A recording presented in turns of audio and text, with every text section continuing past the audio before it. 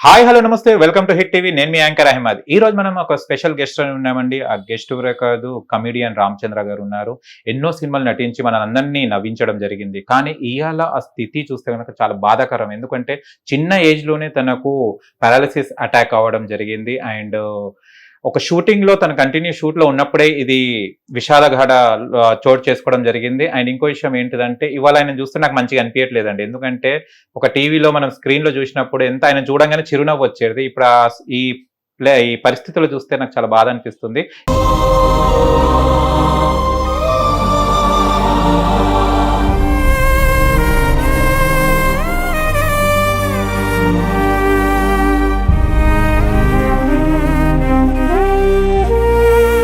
ఇవాళ మనం కమిడియన్ రామచంద్ర గారితో ఉన్నాము. ఆయన తన సినీ లైఫ్ ఎలా ఉంది అండ్ హెల్త్ కండిషన్ ఎలా ఉందో తన మాటల్లో అడిగే ప్రయత్నిద్దాం. నమస్తే అన్న, ఎలా ఉన్నారు? ఏదో గోయింగ్ ఆన్ ఉంది. చాలా బాధ అనిపిస్తుంది అన్న, ఎందుకంటే మీరు స్మైలీ ఫేస్, బబ్లీగా ఉండి నవ్వించేవారు చాలా సినిమాలలో. మీరు దాదాపు 150 సినిమాలు చేశారు కదా, ఎక్కువనే ఉంటాయి కదా. కానీ అలా ఉంటే ఇలా ఈ పొజిషన్ లో చూస్తుంటే చాలా తక్కువ ఏజ్ లో, చిన్న ఏజ్ లో ఇలా జరగడం చాలా బాధాకర విషయం. ఏమైందన్న అసలు? యాక్చువల్గా ఏంటంటే బీపీ ఉంది నాకు. ఓకే. నేను మందులు వాడుతుంటాను. ఆ రోజు నేను షూటింగ్కి వెళ్ళాను రాక్ కాజల్లో. అదేంటంటే మధ్యాహ్నం తర్వాత నుంచి కొంచెం కాళ్ళు చేతులు ఊరికి వేలాడిపోతున్నాయి. ఓ. నాకేంటి అంటే సరే మా అసిస్టెంట్ని పట్టుకుని క్యారవాన్లోకి వెళ్దామని వెళ్తుంది, అడుగు పడట్లా. ఓకే. అలాగా అయిపోతుంది. సరే బీపీ లో అయిందేమో అని మజ్జిగలో ఉప్పేసి తెమ్మన్నా, అన్ని తాగాం కానీ నో యూస్. నేను ఇంటికి వచ్చా చెప్పేసి నా వల్ల కావట్లేదని. ఓకే. ఇంటికి వచ్చేసిన తర్వాత మా ఫ్యామిలీ డాక్టర్కి ఫోన్ చేసాం.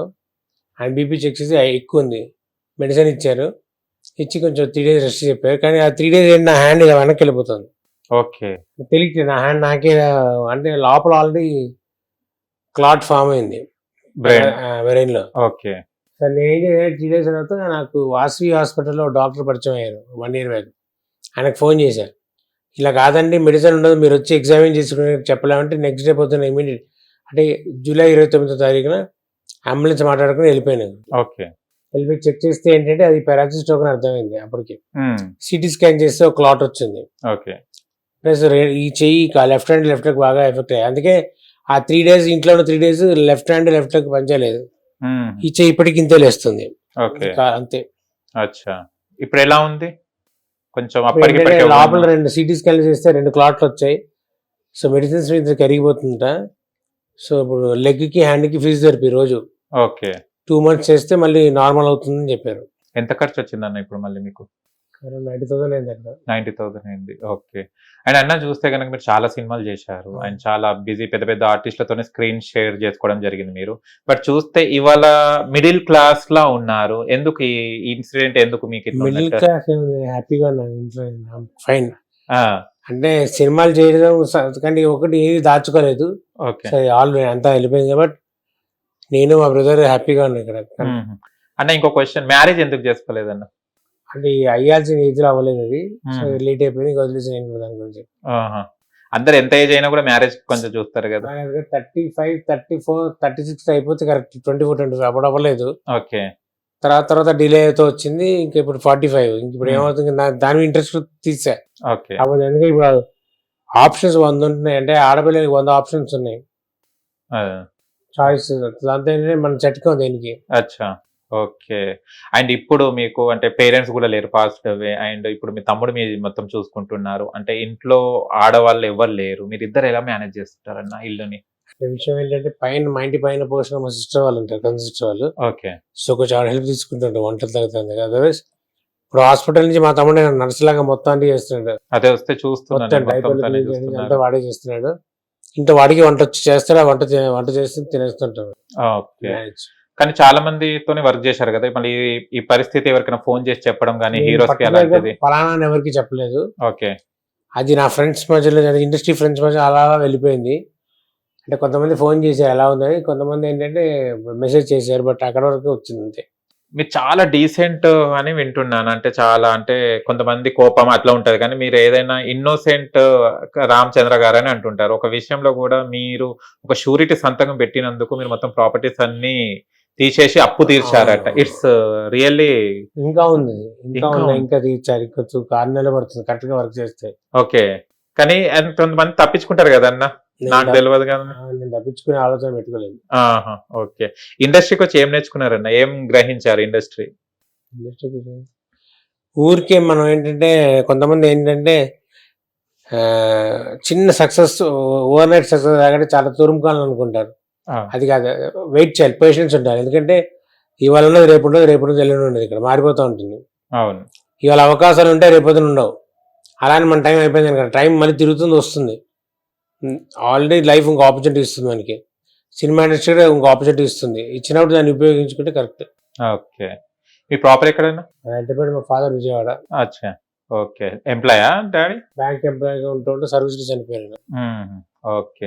అండ్ ఇప్పుడు ఏ మూవీ లాస్ట్ ఈ మధ్య కాలంలో చాలా గ్యాప్ వచ్చినట్టుంది మూవీస్ కి, ఎందుకు ఆఫర్స్? 10 years నుంచి బాగా గ్యాప్ వచ్చింది, 6-7 years కంటే. ఆపర్చునిటీస్ రాకపోవడం అంటే ఏం లేదు, అంటే కరెక్ట్గా రావట్లేదు వచ్చేవి. అంటే ఎలా వస్తున్నాయంటే అంటే ఏమేమో వస్తున్నాయి, అప్పుడు ఇంట్రెస్టింగ్గా లేవు అవి ఏ రకంగాను. మీరు ఇండస్ట్రీకి వచ్చి 25 years దాదాపు. November 25 years. 25 years అవుతుంది. అప్పుడుకి ఇప్పుడు మూవీస్ కి ఏం డిఫరెన్స్ గమనించారన్న మీరు? డిఫరెన్స్ అంటే ఒక ఆర్టిస్ట్ లో కానివ్వండి, మీరు వెళ్ళే అక్కడ వెదర్ కానివ్వండి, అట్లా కొన్ని ఉంటాయి కదా. అప్పటికి ఇప్పటికి మార్పు చాలా వచ్చింది. అండ్ అప్పటికి ఇప్పటికి సోషలైజింగ్ లేదు. సోషలైజింగ్ అంటే మందు పార్టీలు కాదు, జనరల్ గా లేదు. ఓకే. తగ్గిపోయింది అంతా. లోకల్ రాజకీయాలు ఎక్కువైపోయాయి, అంటే రాజకీయాలు పాలిటిక్స్ ఎక్కువైపోతున్నాయి. అవి బాగా పెరిగిపోయాయి ఇప్పుడు. ఓకే. రవితేజ గారితో వర్క్ చేశారు కదా, మళ్ళీ రవితేజ గారు మళ్ళీ మీ వీడియో చూశారా లేదా? హీరో రవితేజ గారు ఇంకా ఎలా ఉండేది రవితేజ గారితో వెంకీ మూవీలో యాక్ట్ చేసినప్పుడు? ఆయన ఫుల్ హైపర్ ఎనర్జీ. ఆయన 5 నిమిషాలు అంటే మనకి ఎనర్జీ లెవెల్స్ ట్రాన్స్ఫర్ అవుతాయి. ఓకే. అది సూపర్ అయింది, ఎనర్జీ ఎప్పుడు సూపర్ అయింది. అల్లు అర్జున్ గారితో కూడా వర్క్ చేశారు కదా, ఎవరు కూడా ఇండస్ట్రీ నుంచి. అల్లు అర్జున్ గారి సినిమా డీజే కానీ ఆయనతో ఎక్కువ కాంబినేషన్ లేదు. ఓకే. అది మధ్యలోంచి, ఆ సినిమా మధ్యలోంచి నేను వచ్చేసాను. అప్పుడు నా కాలు విరిగింది, లిగ్మెంట్ ఏరైంది లెఫ్ట్ లెగ్ కి. సో ఇంకా మధ్యలోంచి వచ్చేసి వచ్చింది సినిమా మధ్యలోంచి. ఓకే. అంటే బ్యాక్ టు బ్యాక్ అప్పుడు చేసేవారా, లేకుంటే అప్పుడు కూడా అప్ అండ్ డౌన్స్ అయ్యేదా అండి? బ్యాక్ టు బ్యాక్ ఉండే సినిమా, ఇది అవ్వగానే ఇంకోటి, ఇది అవ్వగానే ఒకటి, అలా ఉండే. ఓకే. ఎంత ఉండేది అప్పుడు రెమ్యునేషన్? అప్పుడు బాగానే ఉండేదా? ఓకే ఓకే ఉండేది. కానీ ఇప్పటి వాళ్ళకి కొంత మంచిగా దొరుకుతుందని అంటుంటారు రెమ్యునేషన్స్. అంటే అడిగి ఇప్పుడు వాడికి గట్టిగా లాగుతున్నారు. అంటే అలా అని కాదు, ఇప్పుడు వాళ్ళు డిమాండ్ పెట్టి ఇస్తారు కదా, ఎక్కడైనా డిమాండ్ అని చెప్పలే. ఓకే.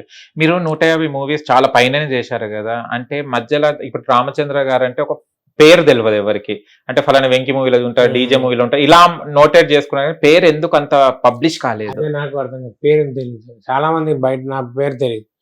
రోడ్డు మీద ఎవరైనా చూస్తారు, మీరు సినిమాలు బాగా చేస్తే మీ పేరు ఏంటంటే అంటారు. అదే రామచంద్ర అంటే రామచంద్ర కాదండి, రామచంద్ర అంటారు. చాలా మందికి అది తెలియదు, ఎందుకు నాకు అర్థం కాదు. ఓకే. ఎవరైనా సజెస్ట్ అసలు ఇండస్ట్రీకి ఎలా వచ్చారు? నాకు ఇంట్రెస్ట్ రావాలని ఇంట్రెస్ట్. ఎవరైనా ఉండేనా మీకు ఇక్కడ? ఎవరు లేరు, మీరే ట్రై చేశారు. ఫస్ట్ సినిమా నిన్ను చూడాలి. నిన్ను చూడాలి. ఎన్టీఆర్ గారు ఫస్ట్ సినిమా హీరోగా. ఓకే. ఎన్టీఆర్ గారితో మళ్ళీ ఎలా ఉండే అనుబంధం? ఇప్పుడు ఈ మధ్య కాలంలో ఎప్పుడైనా కలిశారా? లేదు. తర్వాత ఆ సినిమా తర్వాత మళ్ళీ ఆయన సినిమా రామయ్య వస్తా చేశాను. రామయ్య వస్తా ఆయన కాంబినేషన్ కానీ, బట్ ఫస్ట్ సినిమా అప్పుడు ఎలా అప్పుడు అలాగే ఉన్నారు. ఆయన కాన్ఫిడెన్స్ నాకు చాలా ఇష్టం. ఎన్టీఆర్ గారికి పిచ్చ కాన్ఫిడెన్స్, ఆయన కాన్ఫిడెంట్. ఆ కాన్ఫిడెన్స్ మనకి వస్తుంది. ఓకే. కానీ ఒకటి, చాలా వరకు ఇండస్ట్రీకి వచ్చిన తర్వాత లైఫ్ కొంచెం డిఫరెంట్ గా, కలర్ఫుల్ గా ఉంటుంది ఆఫర్స్ ఉన్నప్పుడు. తర్వాత కొంచెం మనం డౌన్ ఫాల్ అయిన తర్వాత కొంచెం బాధ కలుగుతుంది. ఎందుకు ఇలా? అంటే కలర్ఫుల్ గా ఉన్నప్పుడు ఎంజాయ్ చేస్తారు, తర్వాత కలర్ఫుల్ ఉన్నప్పుడు ఏమో అంతా మంది సొంతం, మనం చాలా సాధించేసామని ఫీలింగ్ లో ఉంటారు అందరూ. ఎప్పుడు డౌన్ ఫాల్ స్టార్ట్ అప్పుడు రియలైజ్ కాదు వాడు, బాగా పడిపోయి రియలైజ్ అవుతుంది మనం పడిపోతున్నామని. అదే అప్పుడు it will be too late. మీరు అంటే ఏం కూడా వెనక దాచుకోలేదు అంటున్నారు. అంటే మీరు వచ్చిన రెమ్యునేషన్స్ ఏం చేసేవారు అసలు మీరు? నేను ఇంట్లోనే ఖర్చు పెట్టుకున్నాను. నాకు మా మదర్, నేను, మా బ్రదర్ ఉండేవాళ్ళం. ఓకే. సో మా ఇంట్లో ఖర్చు పెట్టి ఏదో ఇంటికి ఇచ్చేసాను మా మదర్కి, ఆవిడ వాడేవారు తన్నిటిగా. ఓకే. ఇప్పుడు అనిపిస్తుందా ఎప్పుడైనా? ఇప్పుడు ఈ సిచ్యువేషన్ లో ఏమనిపిస్తుంది? అంటే డబ్బులు ఉండాలా, లేకుంటే? డబ్బులు కంపల్సరీ ఉండాలి, మనకి హెల్త్ కి అన్నిటికీ ఉపయోగపడుతుంది. డబ్బు సంపాదించుకోవాలి, దాచుకోవాలి, అది మెయిన్ ఎవరైనా సరే. ఓకే. అండ్ మా అసోసియేషన్ కార్డు ఉందా సార్ మీకు? మా లైఫ్ మెంబర్ వాళ్ళ నుంచి ఏమైనా సహాయం? అదే కాపాడేది మా అసోసియేషన్ మెంబర్షిప్, హెల్త్ పాలసీ కాపాడేది మన హాస్పిటల్. ఓకే. డబ్బుతో కూడుకున్నది కదా హెల్త్ అంటే. హెల్త్ తో పాటు వెల్త్ ఉండాలంటారా? వెల్త్ ఉండాలి, కంపల్సరీ ఉండాలి. వెల్త్ ఉంటేనే హెల్త్ కూడా బాగుంటుంది నా ఉద్దేశం. మీతో పాటు వర్క్ చేసిన చాలా మంది కమ్యూనిటీస్ పేర్లు వచ్చాయి, వాళ్ళు మంచిగా ఎస్టాబ్లిష్ అయ్యడం జరిగింది. మీకు వాళ్ళు ఎప్పుడైనా సన్నిహితంగా స్నేహితులకు ఎప్పుడైనా తిరగడం జరిగిందా? ఒకప్పుడు సరదాగా ఉండే వాళ్ళందరూ అటు ఇటు తిరుగుతూ, అంటే ఇప్పుడు వాళ్ళు ఎవరికొళ్ళు బిజీ అయిపోయారు. దాంతో కొంచెం ఫోన్లో మాట్లాడుకోవడం కలవడం తగ్గింది అంతే. అంటే ఫేమ్ ఉంటే ఆర్టిస్ట్ల దగ్గరకు వస్తారా, లేక ఫేమ్ లేకుంటే ఒకరికొకరు అది ఫ్రెండ్షిప్ అది అందరు కాదండి, కొంతమంది ఉంటారా మన పేరుండి మన చుట్టూ తిరుగుతుంటారు, లేదంటే ఎవడో పట్టించుకోడు. అది ఓకే. పేరున్నప్పుడు కూడా లేనప్పుడు కూడా వేరేలా బిహేవ్ చేయకూడదు. మనం అందరితో ఒకలానే ఉంటే హ్యాపీగా ఉంటుంది life. ఓకే. ఎప్పుడైనా అంటే లోన్లీగా ఉన్నప్పుడు మీ తమ్ముడు గాని, మీరు గాని ఏం డిస్కస్ చేసుకుంటారు? పెద్దగా నేను కూడా పెద్దగా మాట్లాడుకోను ఎక్కువ. ఆ!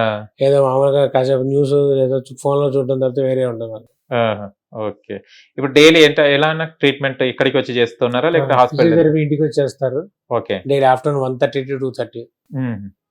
ఏం తినడానికి ఏంటిది? ఏదైనా తినచ్చు, ఏదైనా. ఏదైతే అరుగుతుందో తినమని డాక్టర్, ఓకే. ఏదైతే అరగొట్టుకోగలుగుతామో తినమన్నాడు డాక్టర్. వాయిస్ అప్పటికిప్పుడు డిఫరెంట్ అయిందన్న? ఈ 10 days లో కొంచెం మారలేదు, ముందు ఇంకా స్టామినా తుత్తు అని వచ్చేది, ఇప్పుడు కొంచెం బెటర్ అయింది. బెటర్ అయింది. ఎన్ని డేస్ పడతారు మొత్తం క్యూర్ కావడానికి? 2 months మినిమం పడుతుంది ఇంకా. 2 months.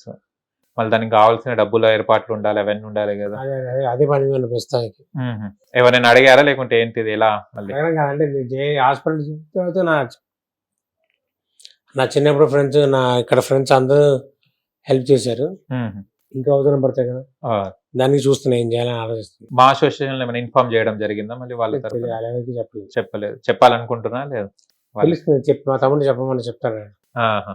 అంటే అన్న ఇప్పుడు కొంతమంది మనం చూస్తున్నప్పుడు ఫ్యామిలీస్ ని చూస్తాం, పిల్లల్ని, భార్య పిల్లల్ని చూస్తుంటాం. మనం లోన్లీగా ఉన్నప్పుడు ఆ ఫీల్ ఎప్పుడైనా నేను కూడా కరెక్ట్ టైంకి మ్యారేజ్ చేసుకుంటే బాగుండే, ఇవాళ నాకు కూడా ఒక కుటుంబం ఉండేది అని ఎప్పుడైనా ఆలోచించారా?